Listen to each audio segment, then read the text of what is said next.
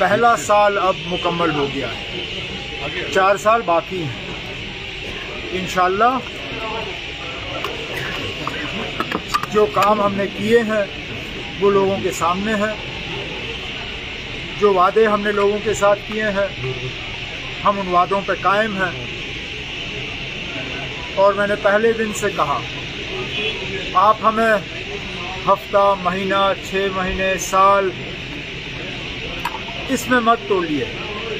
हमने 5 साल का एजेंडा लोगों के सामने रखा है। 5 साल के बाद हम अपना हिसाब किताब लोगों के सामने रखेंगे और लोग अपना फैसला उस वक्त सुनाएंगे। उमर साहब, महबूब मुफ्ती ने कंडीशनल सपोर्ट रखा है राज्यसभा इलेक्शन के लिए, क्या कुछ मैंने उसका जवाब जम्मू में दिया। आज सुबह कुलगाम में भी मैंने उसके हवाले से बात की। बिल, कोई भी बिल स्पीकर साहब की मंजूरी के बाद हाउस में पेश हो, कोई ऐसा बिल जिससे कि जम्मू कश्मीर के आवाम को फ़ायदा होगा, मेरी हुकूमत कम अज़ कम उसमें कोई रुकावट नहीं बनेगी। लेकिन कौन सा बिल कब हाउस में पेश होगा ये हम में से कोई ऑनरेबल एमएलए तय नहीं कर सकता। ये सिर्फ और सिर्फ स्पीकर साहब तय करते हैं। स्पीकर साहब तय करें, बिल आ जाए, हम ज़रूर उस बिल पे गौर, न सिर्फ गौर बल्कि जैसे मैंने कहा हम कोई रुकावट बन के सामने नहीं आएंगे। उमर साहब जिस तरह कब केसेस सामने आएंगे बड़गाम और नगरोटा असेंबली के? अभी है टाइम ना, 2-3 दिन है। बड़गाम नेशनल कॉन्फ्रेंस लड़ेगी। नगरोटा के लिए हमने कांग्रेस से कहा है कि अगर वो इस इलेक्शन में अपना उम्मीदवार खड़ा करना पसंद करेंगे तो हम कांग्रेस के उम्मीदवार को नगरोटा में सपोर्ट करने के लिए तैयार हैं। कांग्रेस ने अपने हाईकमान से इस चीज़ के लिए इजाज़त मांगी है।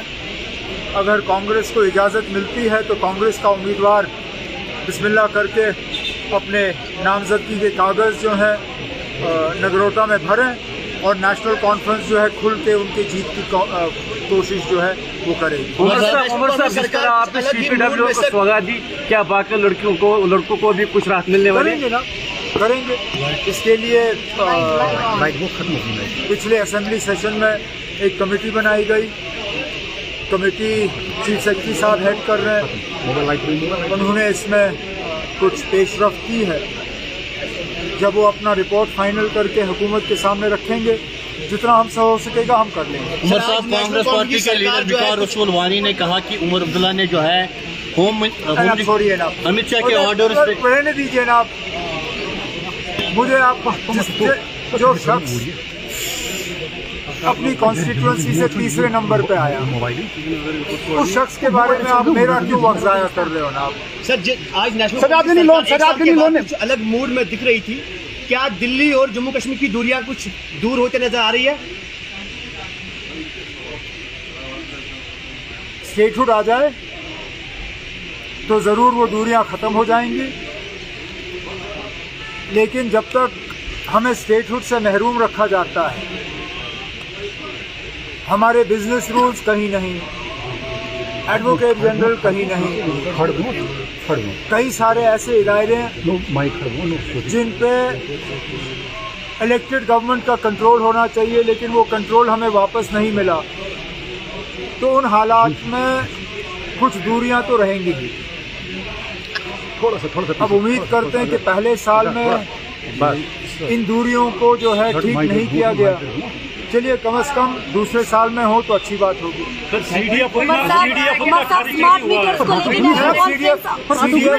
CDF काफी खर्च हुआ है। बाकी ऑनरेबल एमएलए हजरात मेरे पीछे खड़े हैं। बहुत कम खर्च हुआ है।